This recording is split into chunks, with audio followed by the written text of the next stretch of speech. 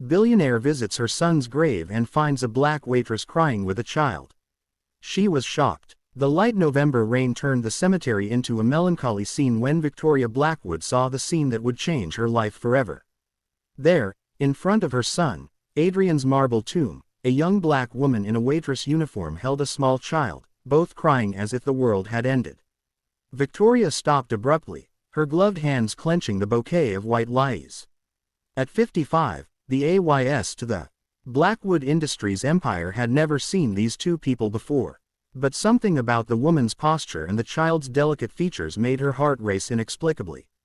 "Excuse me," Victoria said, her voice cutting through the silence of the cemetery like a knife. "This is a private moment. You're in the wrong place." The young woman lifted her face, revealing eyes red from crying. "I'm sorry. I didn't know anyone was coming today." Her voice trembled, but there was a dignity there that Victoria hadn't expected to find. "Who are you?" Victoria asked, her ruthless business instincts kicking in. "And why are you crying at my son's grave?" The child, a boy of about 4, looked up at Victoria with bright green eyes, eyes she knew all too well. Eyes she had seen in the mirror for decades, eyes identical to Adrian's. "My name is Jasmine Washington," the young woman replied, wiping her tears with the back of her hand. "And this is Tyler. I work at Bell's Diner in town. I come here every month because..." She hesitated, looking at the child, "because Adrian was important to us." Victoria felt the world spin. Adrian had died 3 years ago in a car accident at the age of 28, taking with him all the dreams she had for the Blackwood family. She had investigated every detail of his life after the funeral, trying to find meaning in his loss. She had never found evidence of serious relationships, let alone a child. "Important how?" Victoria asked, her voice dropping an octave. The rain began to fall harder, but none of the three moved. Jasmine looked into Victoria's eyes with a courage that surprised the billionaire. "Because Tyler is his son, and because I promised her that I would always take care of him no matter what." The bouquet slipped from Victoria's hands, the flowers scattering across the cold stone of the grave. 3 years. 3 years she had mourned Adrian's death, believing that her bloodline had died with him. 3 years to discover now that she had a grandson, a black grandson, raised by a waitress, living a life she could never have imagined. But there was something in Jasmine's eyes that didn't fit with the simple story she was telling. A caution, a hidden fear, as if she were keeping secrets much bigger than just Tyler's existence. What Victoria didn't know was that this revelation was only the first thread in a web of lies and betrayals involving people very close to her, and that Jasmine's apparent vulnerability hid a strength that was about to shake the foundations of Victoria's privileged world. If this story of family discoveries and buried secrets touched you, don't forget to subscribe to the channel to find out how a chance encounter in a cemetery would turn into the biggest twist in the life of one of the most powerful women in the country. 2 weeks after the cemetery encounter, Victoria had turned her private library into a command center. Private investigator reports covered the century-old mahogany table, each page revealing details about Jasmine Washington's life that left her increasingly disturbed. Single, no known family. Works 60 hours a week at 2 jobs to support her child, Victoria muttered, leafing through the documents. Lives in a 1-bedroom apartment on the poor side of town. No formal education beyond high school. His personal assistant, David Chun, stood silently beside the armchair. He had seen Victoria destroy corporate empires with less emotion than she was showing now. "What about the child's mother?" Victoria asked, her icy blue eyes fixed on a grainy photo of Tyler playing in a public playground. "Here's where it gets interesting," David said, opening a separate folder. "We couldn't find a birth certificate, hospital records, or any official documentation about who gave birth to Tyler. It's as if his biological mother never existed." Victoria tapped her fingers on the table, a habit her executives had learned to fear.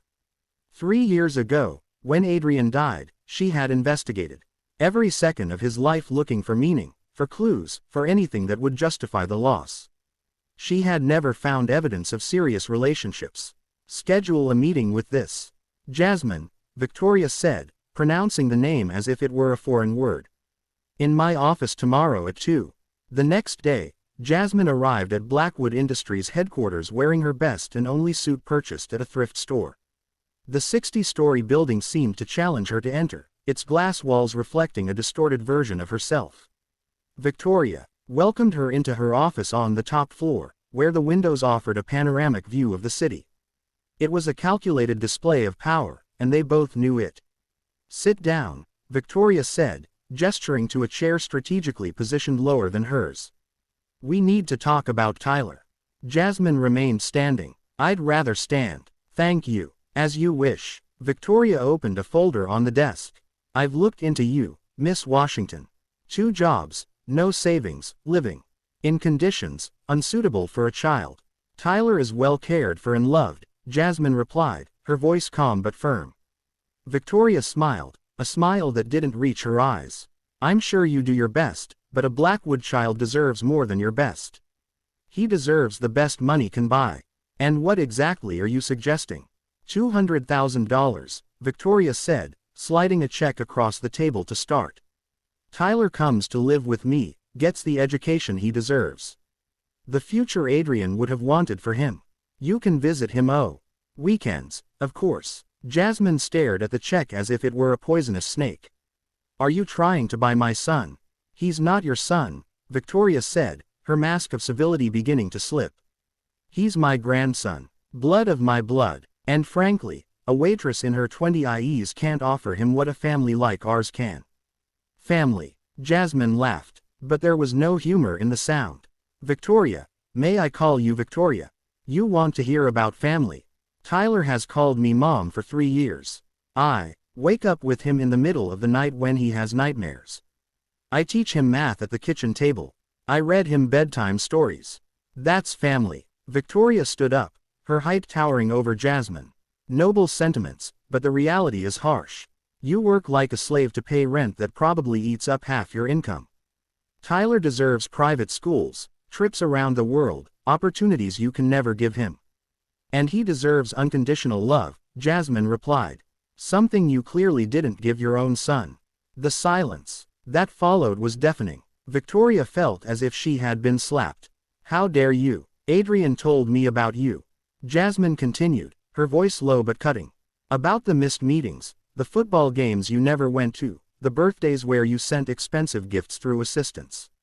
You want Tyler because he's a second chance to clear your conscience, not because you truly care about him."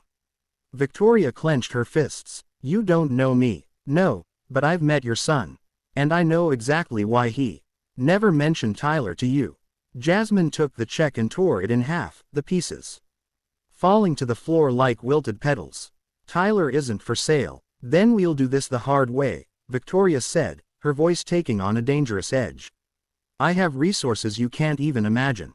Lawyers, investigators, connections at every level of government. I can prove that a single mother with no formal education living in poverty is not in the best interest of the child."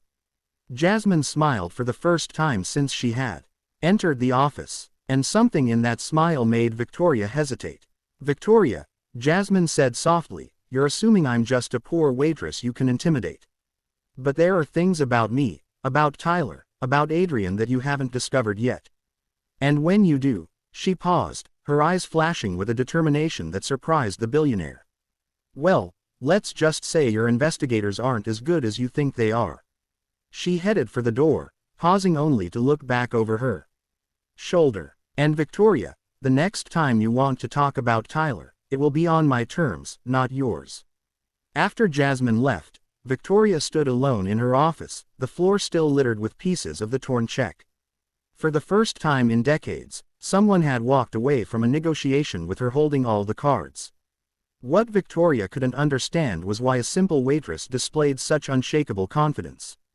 It was as if Jasmine knew something, some secret, some card up her sleeve that rendered all of Victoria's threats and power irrelevant. Even more disturbing, for the first time in her life, Victoria Blackwood felt as if she were being watched, studied, evaluated by someone who saw right through all her defenses and wasn't at all impressed with what she found on the other side. 3 days after the confrontation in the office, Victoria received a call that left her stunned. Her lead attorney, Richard Thornton of the renowned firm Thornton & Associates, sounded nervous. something extremely rare in their 20 years of partnership. Victoria, I need to tell you something about the custody case, he said, his voice tense.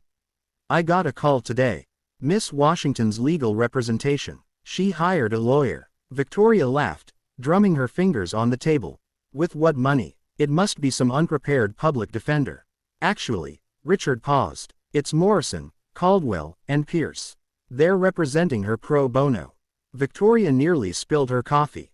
Morrison, Caldwell, and Pierce was one of the 3 largest law firms in the country, specializing in civil rights cases and known for never losing a major court battle. That's impossible. Why would they be interested in some waitress? I don't know. But there's more. They've already filed a preventive petition claiming that any attempt to forcibly remove the child would constitute legal kidnapping based on socioeconomic discrimination. Victoria hung up the phone hard enough to crack the receiver. Jasmine had played her first card, and it was a much more powerful card than Victoria had imagined possible. Meanwhile, in Jasmine's modest apartment, a very different meeting was taking place. The room was crowded with people Victoria would never have expected to find there. Dr. Michael Chun, a professor of law at Columbia University, investigative journalist, Amanda Torres, known for her reports on corporate corruption, and at the center of it all, an elegant woman in her 50s whom Jasmine treated with obvious affection and respect. And Helen, thank you for coming, Jasmine said, hugging the woman. I know you had a long flight from Chicago. Helen Washington smiled, her intelligent eyes sparkling with the same fire Jasmine had shown in Victoria's office. Child. When you called me and said the time had finally come, I canceled all my appointments. We've been waiting for this moment for 3 years. Tyler played on the floor, oblivious to the importance of the conversation around him. Dr. Chun opened a thick folder filled with documents and photographs. Jasmine, are you sure you want to do this? He asked. Once we start, there's no turning back. Victoria Blackwood has immense resources and will not hesitate to use all of them. Dr. Chun, Jasmine replied, her voice calm but determined. I've been preparing for this moment for 3 years. Every night class I've taken, every law book I've read, every contact I've cultivated, it's all been to protect Tyler and honor Adrian's memory. Amanda Torres looked up from her laptop. The evidence you've gathered is impressive, Jasmine. 3 years of meticulous documentation of Blackwood Industries' questionable business practices, including bribes to local politicians and systematic labor violations. Helen walked over to the window, looking out at the modest view from the apartment. Victoria thinks her wealth makes her untouchable.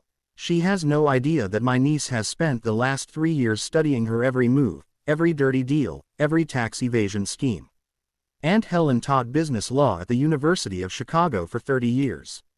Jasmine explained to Dr. Chun, she's the one who taught me that knowledge is the only weapon they can't buy or steal from you. Jasmine's phone rang. It was Victoria, obviously furious. What game are you playing? Victoria yelled into the phone. Morrison, Caldwell, and Pierce. How does a waitress get lawyers of that caliber?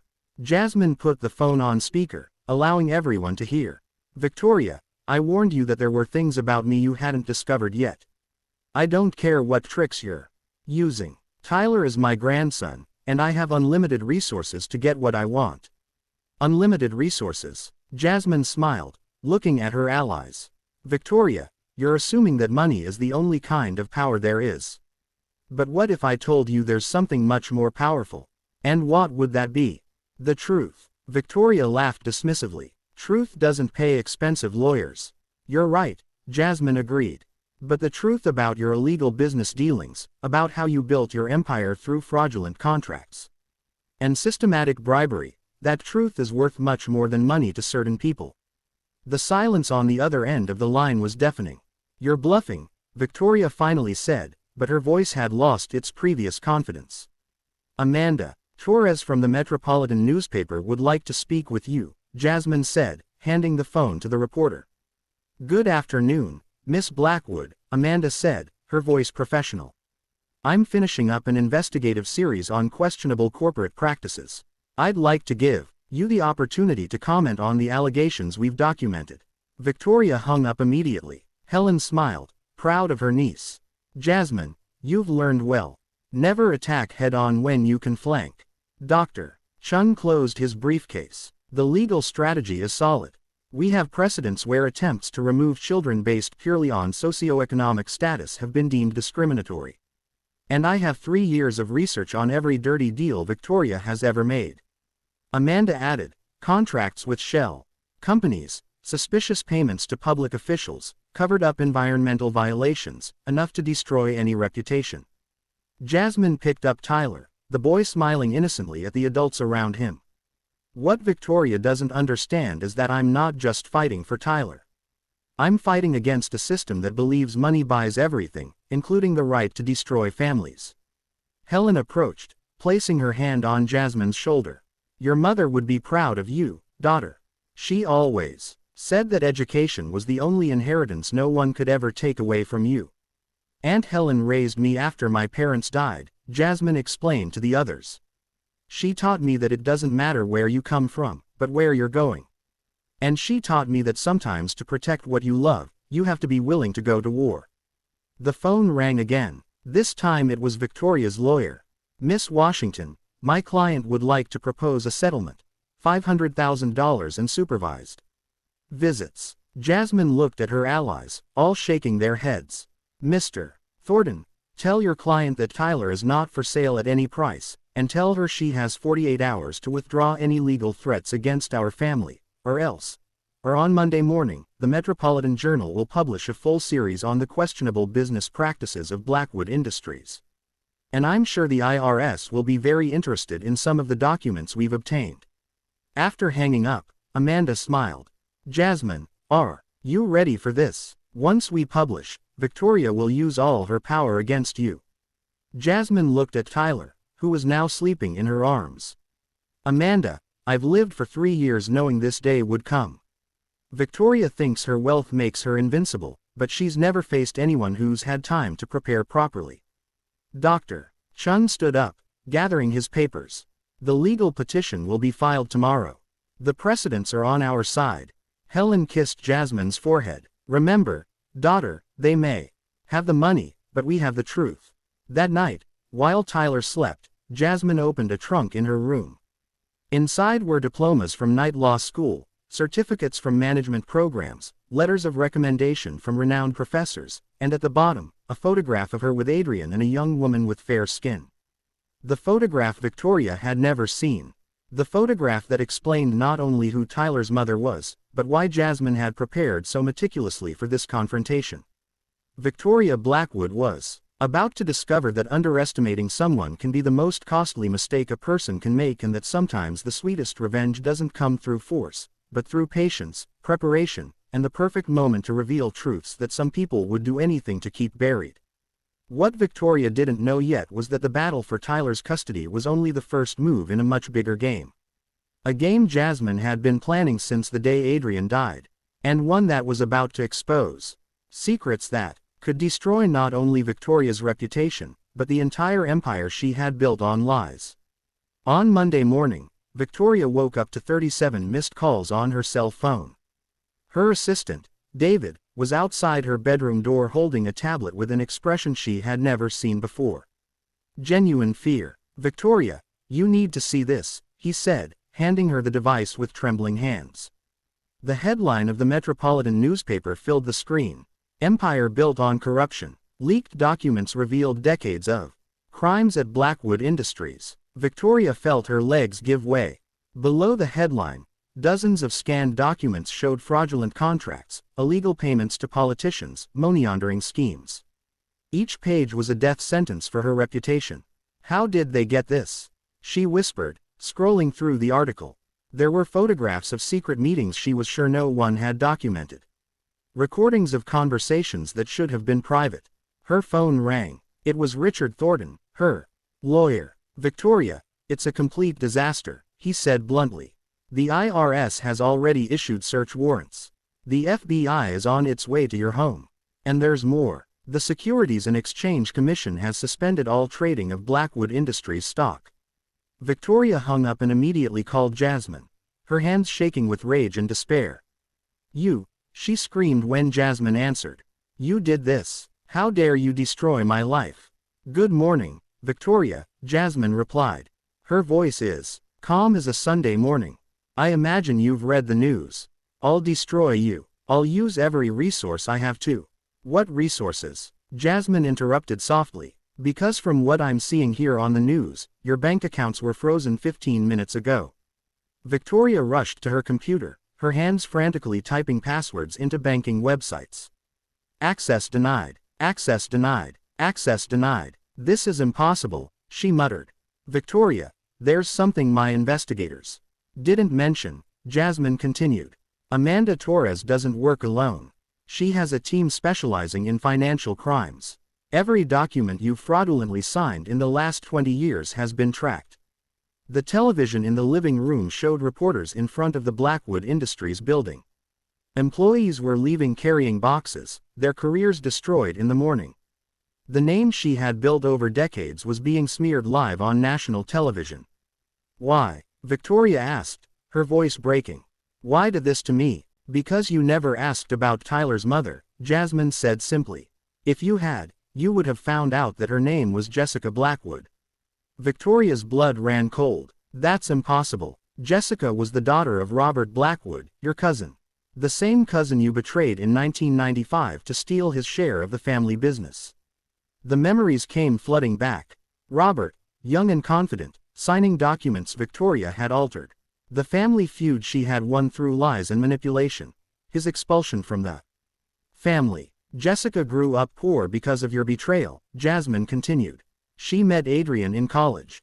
They fell in love, but she was afraid to tell him who she was, knowing you would kick her out of his life, just like you did to her father. Victoria vaguely remembered Robert mentioning a daughter before disappearing from their lives. When Jessica died in childbirth, Adrian came to me in desperation. I was her best friend and he knew Jessica wanted me to take care of Tyler. But Adrian also discovered the truth about what you did to Jessica's family. Adrian knew, Victoria whispered. He spent the last months of his life investigating you, Victoria, gathering evidence of your crimes. When he died in that accident, he left everything to me, documents, recordings, proof. He asked me to wait for the right moment. Victoria looked out the window and saw FBI vans pulling up in front of her house. The accident, she began. It wasn't an accident, Jasmine said calmly. Adrian uncovered a money laundering scheme involving dangerous people. People you hired to take care of problems. They killed your own son, Victoria. The revelation hit Victoria like a shot. Adrian had died because he had uncovered her crimes. She had killed her own son through her greed. Tyler is the last legitimate Blackwood, Jasmine continued. Jessica was the legal heir to a fortune you stole. And now, with all your accounts frozen and your company confiscated, Tyler finally got what was always his. Victoria heard heavy footsteps coming up the stairs. Authoritative voices shouting, FBI. You planned this for 3 years, Victoria whispered, finally understanding the magnitude of what had happened. Adrian taught me that patience is the key to revenge. Jasmine replied, every document I collected, every course I took, every contact I cultivated, all for this moment. The door burst open. Federal agents entered with arrest warrants. Victoria Blackwood, you're under arrest. For tax fraud, money laundering, and conspiracy. As the handcuffs clicked around her wrists, Victoria heard Jasmine one last time.